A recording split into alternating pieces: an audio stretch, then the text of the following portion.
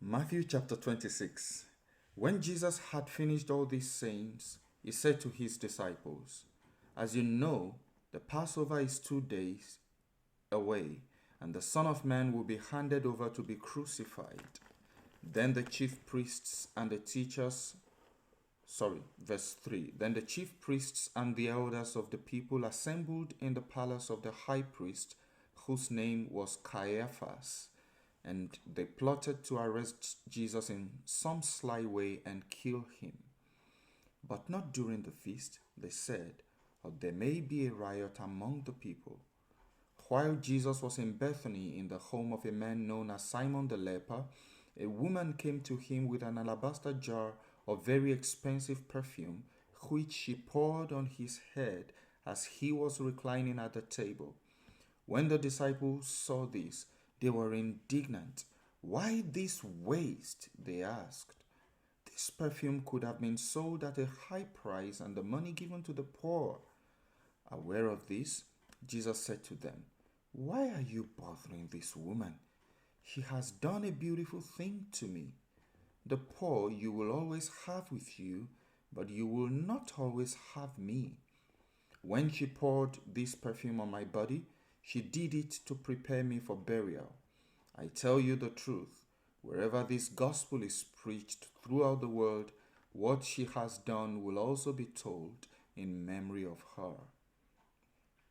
Then one of the 12, the one called Judas Iscariot, went to the chief priests and asked, "What are you willing to give me if I hand him over to you?"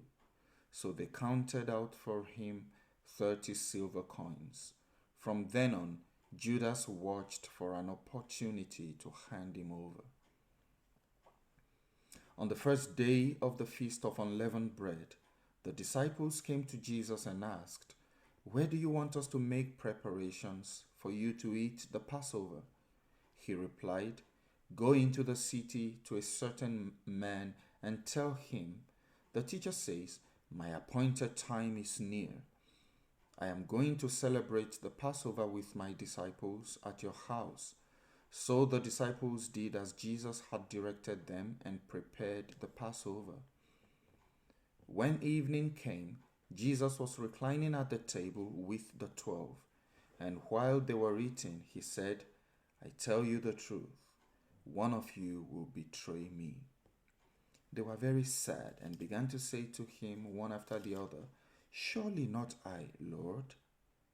Jesus replied, "The one who has dipped his hand into the bowl with me will betray me. The Son of Man will go as it is written about him, but woe to that man who betrays the Son of Man. It would be better for him if he had not been born." Then Judas, the one who would betray him, said, "Surely not I, Rabbi." Jesus answered, "Yes, it is you." While they were eating, Jesus took bread, gave thanks and broke it, and gave it to his disciples, saying, "Take and eat, this is my body." Then he took the cup, gave thanks, and offered it to them, saying, "Drink from it, all of you. This is my blood of the covenant, which is poured out for many for the forgiveness of sins. I tell you, I will not drink of this fruit of the vine from now on until that day when I drink it anew with you in my Father's kingdom." When they had sung a hymn, they went out to the Mount of Olives. Then Jesus told them, "This very night you will all fall away on account of me. For it is written, I will strike the shepherd, and the sheep of the flock will be scattered. But after I have risen, I will go ahead of you into Galilee." Peter replied, "Even if all fall away on account of you, I never will." "I tell you the truth," Jesus answered. "This very night, before the rooster crows, you will disown me 3 times." But Peter declared, "Even if I have to die with you, I will never disown you." And all the other disciples said the same. Then Jesus went with his disciples to a place called Gethsemane, and he said to them, "Sit here while I go over there and pray." He took Peter and the two sons of Zebedee along with him, and he began to be sorrowful and troubled. Then he said to them, "My soul is overwhelmed with sorrow to the point of death. Stay here and keep watch with me." Going a little farther, he fell with his face to the ground and prayed, "My Father, if it is possible, may this cup be taken from me, yet not as I will, but as you will." Then he returned to his disciples and found them sleeping. "Could you men not keep watch with me for 1 hour?" He asked Peter. "Watch and pray so that you will not fall into temptation. The spirit is willing, but the body is weak."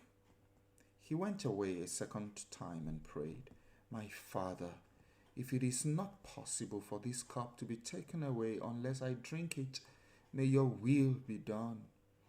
When he came back, he again found them sleeping because their eyes were heavy.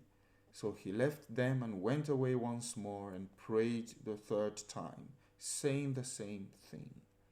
Then he returned to the disciples and said to them, "Are you still sleeping and resting? Look, the hour is near, and the Son of Man is betrayed into the hands of sinners. Rise, let us go. Here comes my betrayer." While he was still speaking, Judas, one of the 12, arrived. With him was a large crowd armed with swords and clubs, sent from the chief priests and the elders of the people. Now the betrayer had arranged a signal with them. "The one I kiss is the man. Arrest him." Going at once to Jesus, Judas said, "Greetings, Rabbi," and kissed him. Jesus replied, "Friend, do what you came for." Then the men stepped forward, seized Jesus, and arrested him. With that, one of Jesus' companions reached for his sword, drew it out, and struck the servant of the high priest, cutting off his ear. "Put your sword back in its place," Jesus said to him, "for all who draw the sword will die by the sword. Do you think I cannot call on my Father, and he will at once put at my disposal more than 12 legions of angels? But how then will the scriptures be fulfilled that say it must happen in this way?" At that time, Jesus said to the crowd, "Am I leading a rebellion, that you have come out with swords and clubs to capture me? Every day I sat in the temple courts teaching, and you did not arrest me. But this has taken place, that the writings of the prophets might be fulfilled." Then all the disciples deserted him and fled. Those who had arrested Jesus took him to Caiaphas, the high priest, where the teachers of the law and the elders had assembled. But Peter followed him at a distance, right up to the courtyard of the high priest. He entered and sat down with the guards to see the outcome. The chief priests and the whole Sanhedrin were looking for false evidence against Jesus so that they could put him to death. But they could not find any, though many false witnesses came forward. Finally, 2 came forward and declared, "This fellow said, 'I am able to destroy the temple of God and rebuild it in 3 days.'" Then the high priest stood up and said to Jesus, "Are you not going to answer? What is this testimony that these men are bringing against you?" But Jesus remained silent. The high priest said to him, "I charge you under oath by the living God. Tell us if you are the Christ, the Son of God." "Yes, it is, as you say," Jesus replied. "But I say to all of you, in the future you will see the Son of Man sitting at the right hand of the Mighty One and coming on the clouds of heaven." Then the high priest tore his clothes and said, "He has spoken blasphemy. Why do we need any more witnesses? Look, now you have heard the blasphemy. What do you think?"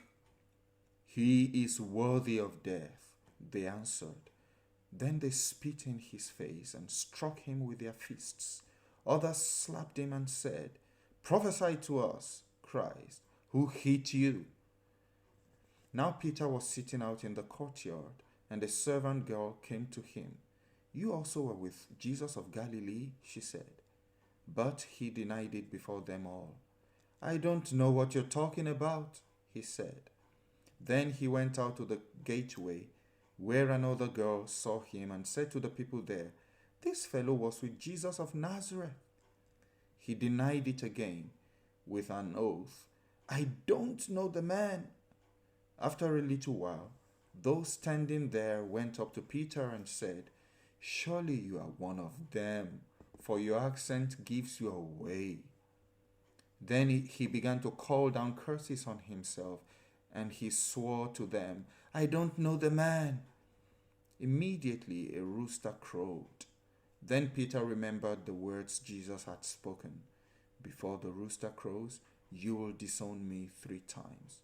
And he went outside and wept bitterly.